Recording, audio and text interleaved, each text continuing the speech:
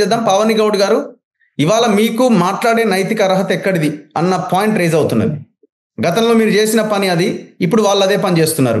సరే, మీరు అనొచ్చు మీరు ధైర్యంగా ఎందుకు చెప్పలేకపోతున్నారు అట్లా ఇట్లా అని. ఏమైనా కూడా మీరు గతంలో తప్పు చేశారు, ఇప్పుడు వీళ్ళు తప్పు చేస్తున్నారు. ఇప్పుడు మీకు మాట్లాడే అర్హత లేకపోతే కంప్లైంట్ చేసే అర్హతని ఇదంతా మీరు కోల్పోయినారు. టెక్నికల్గా చేయొచ్చేమో కానీ నైతికంగా అర్హత మీకు లేకుండా పోయిందన్నది మీ మీద వస్తున్న ఎలిగేషన్. ఇప్పుడు ఆయన మానవతరాయ్ గారు మాట్లాడిన దాని మీద మీరు ఎట్లా రెస్పాండ్ అవుతారు?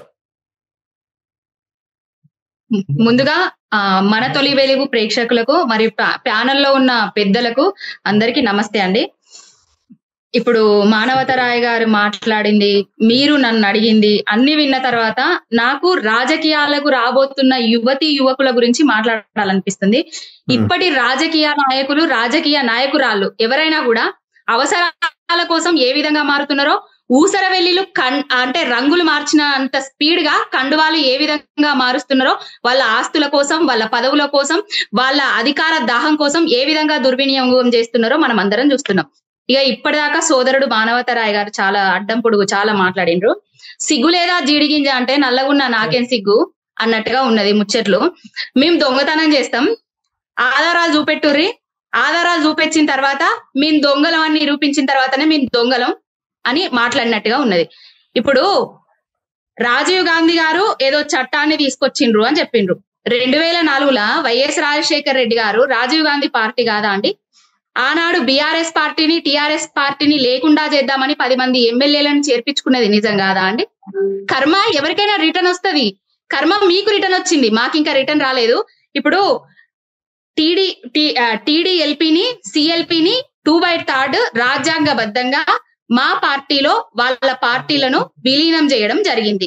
మేము గనక మేమేదో అధికారం కోసము, అధికారంలోకి రావడం కోసము ఆ గోడ మీది కాకి మా గోడ మీది వాలిన తుపాకీ పట్టి కాలుస్తాం, రాళ్ళు పట్టుకొని కొట్టుండ్రి అని మేమేం పెద్ద పెద్ద అడ్డగోలుగా ఆ మాటలు చెప్పిన వాళ్ళం కాదండి.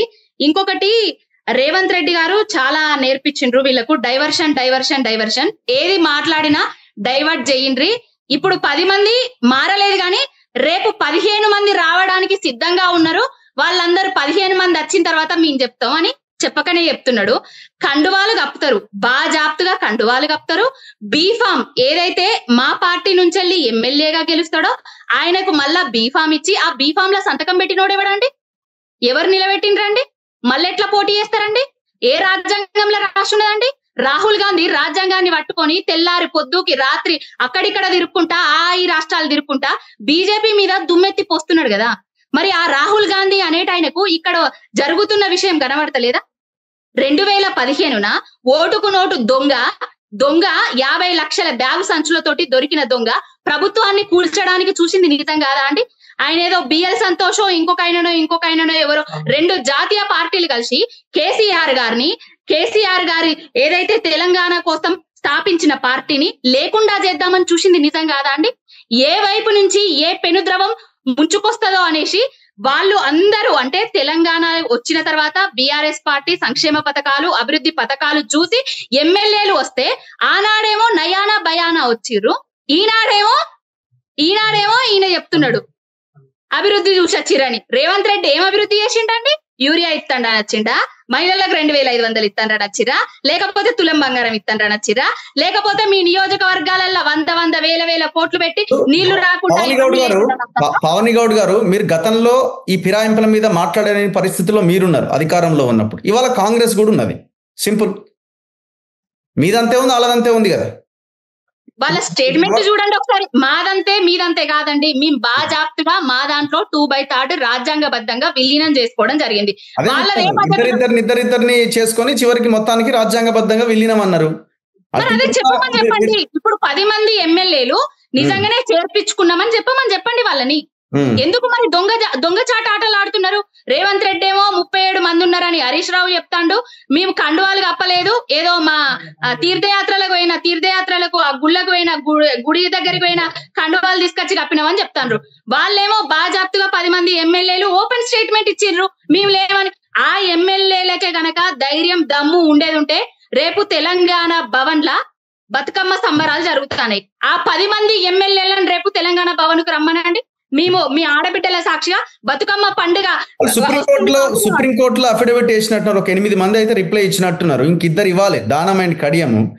సో దానంకేమో అవకాశం లేదు ఇవ్వడానికి, ఎందుకంటే ఆయన కాంగ్రెస్ బీఫామ్ మీద పోటీ చేసి నేను మారలేదని చెప్పడానికి లేదు. కడియం కూడా ఆయన కూడా పార్టీలోనే కాంగ్రెస్లోనే జాయిన్ అయినట్టుగా నిన్న స్టేట్మెంట్ ఇచ్చినట్టు కనబడుతున్నది. సో ఆ 8 మంది సుప్రీంకోర్టులో అఫిడవిట్ వేసారు మేము బీఆర్ఎస్ లోనే ఉన్నామని.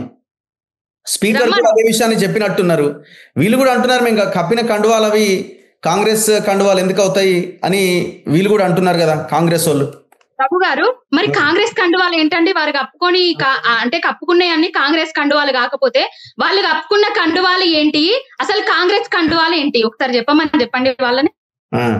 అసలు బుద్ధి ఉందా అండి మాట్లాడడానికి కొంచెమైనా? అసలు ప్రజలను ముంచుతారు అధికారంలోకి రావడానికి. ఏదేది కళ్ళబొల్లి మాటలు చెప్తారు. 6 గ్యారంటీలు అంటారు, అమ్మతోడంటారు, అయ్యతోడంటారు, దేవుళ్ళ మీద ఓట్లేస్తారు, ప్రతిదీ బూటకము నాటకాలు చేస్తారు. మరలా అధికారంలోకి వచ్చిన తర్వాత ఏదైతే పార్టీ ఫిరాయింపు ఎమ్మెల్యేలు ఉన్నారో మళ్ళా వాళ్ళు మా దాంట్లోకి రాలేదు, వాళ్ళ దాంట్లోనే ఉన్నారు, 5,000 పోతానే 10,000 పోతానే. ఆ 10,000 5,000 ఇచ్చటంలోనే రేపు తెలంగాణ భవన్ కు నిజంగానే రమ్మని చెప్పండి. మా కండువాలు కప్పుకొని రమ్మనండి. ఆ కండువాలు తీసేసి అదే తీర్థయాత్రల కండువాలు కప్పుకున్నారు.